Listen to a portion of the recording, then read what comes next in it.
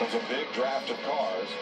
In final practice for the Daytona 500, you see those raindrops on the lens of our roof-mounted cameras. You'll see a little bit of that up and over the windshield of these cars. Still a dry enough track to go out there and run 195 miles an hour. I'd be saying, you want to open up that tinted shield and be sure you can see where the rain is, because it's coming down. Not pouring down, obviously, but it's a little moist out there. Well, I didn't think that these conditions would mimic tomorrow's hotter temperatures, but with the rain, it might be pretty close. Austin Dillon coming in. Yeah, you can see he's got that tinted shield on, and you can't tell how dark it is, whether it's raining or not. Let me open that bad boy up.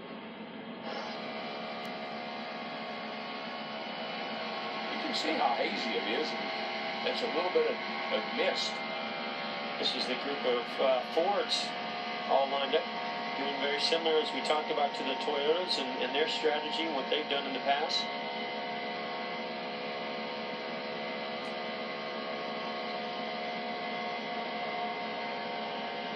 There's Kurt Busch at the back of that pack, 6th place, 6-car draft. Got really foggy here last night after the vortex from the truck race subsided. Yeah. Or the fireworks at the marina. Jeff and I left in the fireworks. I know all about the smoke. DW reminded me, I've drank plenty of smoke before. I can handle it. The guy told me we couldn't leave because there's too much smoke. I said, are you kidding me? I got a spotter. I'm good to go. And I told him, we've got Darrell Waltrip driving. We're good. Yeah, he said, who? I like to go with Jeff. That way I just follow him along. Yeah. I used to do that with Earnhardt. I'd see Earnhardt going to driver introduction or out there. I'd just follow him because everybody was flocking around him. I could just walk right on by. You draw quite a crowd. I don't know. They were all over you in that party last night. I didn't see it that way. I sat in the corner by myself. Wall flower. Oh boy. Oh boy. That was a good time. Happy hour. It was a party for Fox to celebrate the Daytona 500 with their advertisers, and they invited the talent. Geico and the series sponsor helped pick up the tab and brought their guests, and it was, and they say, a big time. I'm glad I went, because if I hadn't gone over there and seen that boat in person and gone on that thing and gone up and down on the elevator to the top floor and the bottom, I would have not believed it couldn't have been anything. But that thing's amazing. To follow back up on that, I will say when me and DW got back here to the track and we were driving into the infield, this truly is a Super Bowl type event. And there are so many fans in the infield. We're seeing the drops get a little bit heavier here. I'd be slightly concerned about it. I'm with you, brother. But I tell you what, that infield, there is so much excitement and energy, and people that are here having the best time.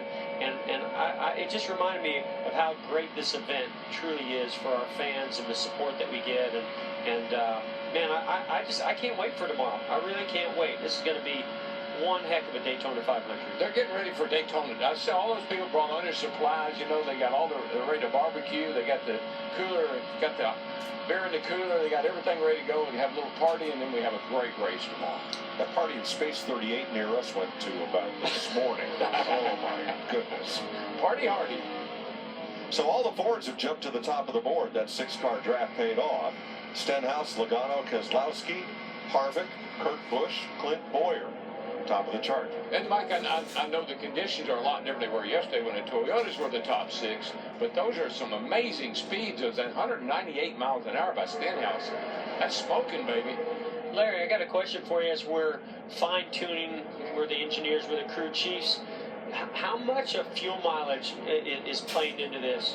We know it's going to be a big deal tomorrow. Are they out there making a certain number of laps so they can get a very accurate fuel mileage run here? Yeah, and it appears that even with this little small restrictor plate it's still about 6.0, 6.2 miles to the gallon. You can go about 44 to 48 laps because, yeah, Jeff, even though it's supposed to be about 68 or 69 degrees tomorrow, it's scheduled to be a little bit windier as well as a lot sunnier. So I just don't know handling-wise what you're really learning, but things like that you truly can put in your notebook. But I think, Larry, if I got my race engine in, I got my race gear, I got everything's in the car I'm going to start the race with tomorrow, 10 laps would be just about right for me. I'm coming to the house. So we have an hour and 8 minutes left in this session. What you going to do? Let's talk about the boat.